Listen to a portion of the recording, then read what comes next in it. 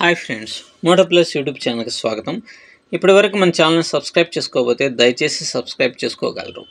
మీరు యూట్యూబ్లో చాలామంది ట్రైనర్స్ యొక్క ప్రిడిక్షన్ని, స్టాక్ మార్కెట్ ప్రిడిక్షన్స్ని చూస్తూ ఉంటారు. అవి చాలా ఇన్స్పైరింగ్గా ఉంటాయి. రేపు ఇలాగే మార్కెట్ జరుగుతుందేమో అనే విధంగా ఉంటాయి. కానీ మీరు ఆ వీడియోలో చెప్పినటువంటి లెవెల్స్ని బేస్ చేసుకొని తర్వాత రోజు కనుక ట్రేడ్ కనుక చేస్తే దాని ద్వారా మీరు బోల్తా పడవచ్చు, లేకపోతే మీరు సరైనటువంటి ఎంట్రీస్ దొరకపోవచ్చు, లేదంటే మీ స్టాప్ లాస్ని హిట్ అయ్యేటువంటి అవకాశం కూడా ఉంటుంది. ఒక్కొక్కసారి మీరు చూడండి, గత 3-4 నెలల నుంచి 4-5 నెలల నుంచి దాదాపుగా స్టాక్ మార్కెట్ క్రాష్ అయింది, ఆల్ టైమ్ హైకి వెళ్ళింది కాబట్టి క్రాష్ అవుతుంది అని చాలామంది ఎమినెంట్ అనలిస్టులు, స్టాక్ మార్కెట్ అనలిస్టులు చెప్పారు. అయినప్పటికీ కూడా స్టాక్ మార్కెట్ ఎక్కడా కరెక్షన్ అనేటువంటిది జరగకుండా దానంతటా అదే పైకి వెళ్ళిపోతూనే ఉంది. కావాలంటే మీరు చాలా ప్రీవియస్ వీడియోస్ మీరు చాలామంది ఎమినెంట్ అనలిస్టులని చూడవచ్చు. కానీ ఎందుకు ఇలా జరుగుతూ ఉంటుంది అని అంటే, స్టాక్ మార్కెట్ అనేటువంటిది ఒక యూట్యూబర్ చెప్పినట్టు, లేకపోతే ఒక సాధారణమైనటువంటి అనలిస్ట్ చెప్పినట్టు మూమెంట్స్ అనేటువంటిది జరగదు.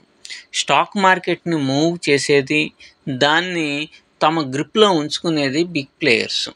సో బిగ్ ప్లేయర్స్ ఆడేటువంటి గేమ్ ఎలా ఉంటుంది అని అంటే, వాళ్ళు లాభాలని స్వీకరించేటువంటి కోణంలోనే ఉంటుంది, కానీ వాళ్ళు నష్టాలు మూటగట్టుకునేటువంటి కోణంలో ఉండదు.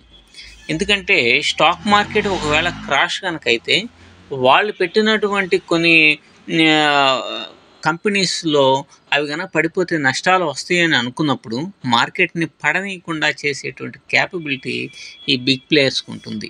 అందుకనే చాలామంది ఎన్ని రకాలైనటువంటి అనాలిసిస్లు చేసినా ఎక్కడా మార్కెట్ కరెక్షన్ జరగకుండా ముందుకే సాగిపోతూ ఉంది. మీరు బ్యాంక్ నిఫ్టీలో బాగా బిగ్గా కరెక్షన్ చూస్తే మహా అయితే 1500 నుంచి 2000 మాత్రమే పాయింట్స్ మాత్రమే ఉంటుంది. నిఫ్టీలో 1000, బ్యాంక్ నిఫ్టీలో 2000 పాయింట్స్ కరెక్షన్ జరుగుతుంది. మళ్ళీ ఆ తర్వాత ఒక్క రోజులోనే 1000 పాయింట్లు కూడా పెరిగినటువంటి సందర్భాలు గత 1 వీక్లో చూసి ఉంటాం. కాబట్టి ఏదైనా సరే ఈ యూట్యూబ్లో చెప్పేటువంటి వీడియోస్ని బేస్ చేసుకొని మీరు ట్రేడింగ్ కనుక చేస్తే అది దానివల్ల మీరు నష్టాలను మూటగట్టుకోవాల్సిన పరిస్థితి ఖచ్చితంగా ఉంటుంది. కాబట్టి ప్రతి ఒక్క ట్రేడర్ చేయాల్సింది ఏంటంటే, ఎప్పటికప్పుడు ఎనాలిసిస్ అనేటువంటిది చేసుకుంటూ ఉండాలి. బిగ్ ప్లేయర్స్ ఎటువంటి గేమ్స్ ఆడుతున్నారో తెలుసుకుంటూ ఉండాలి. గత 2-3 రోజుల నుంచి వాళ్ళు ఈ బిగ్ ప్లేయర్స్ ఏ విధంగా మార్కెట్ని మూవ్ చేస్తూ ఉన్నారో గమనించుకుంటూ కనుక ట్రేడ్ అనేటువంటిది చేయగలగాలి. లేదంటే మీకంటూ పర్ఫెక్ట్ అయినటువంటి స్ట్రాటజీ అనేటువంటివి ఉండాలి.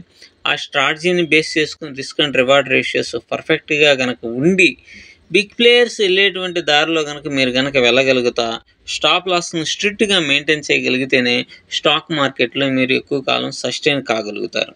కాకుండా ఏదో ఒక వీడియోలో మీరు చూసినటువంటి లెవెల్స్ని బేస్ చేసుకొని మార్కెట్ జరిగిద్దిలే అని కనుక మీరు కనుక అనుకుంటే, రేపు బిగ్ గ్యాప్ అప్ అయ్యింది అనుకోండి, లేకపోతే బిగ్ గ్యాప్ డౌన్ అయింది అనుకోండి, అప్పుడు మీరు మీ యొక్క ఆలోచన విధానం అంతా తలకిందులు అయ్యేటువంటి అవకాశం ఉంటుంది. సో ఫస్ట్ ఆఫ్ ఆల్ మీరు స్టాక్ మార్కెట్లో లెవెల్స్ మీద అవగాహన అనేటువంటిది ఉండాలి.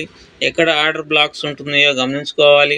అలాగే క్యాండిల్స్, ఎటువంటి క్యాండిల్స్ వేస్తున్నాయి, ఫుల్లీ బులిష్ క్యాండిల్స్ వేస్తున్నాయా, బేరిష్ క్యాండిల్స్ వేస్తున్నాయా, పిన్ బార్స్ వేస్తున్నాయి అనేటువంటి వాటి మీదైనా, కొన్ని ప్యాటర్న్స్ మీదైనా సరే అవగాహన అనేటువంటిది చాలా అంటే చాలా ముఖ్యం.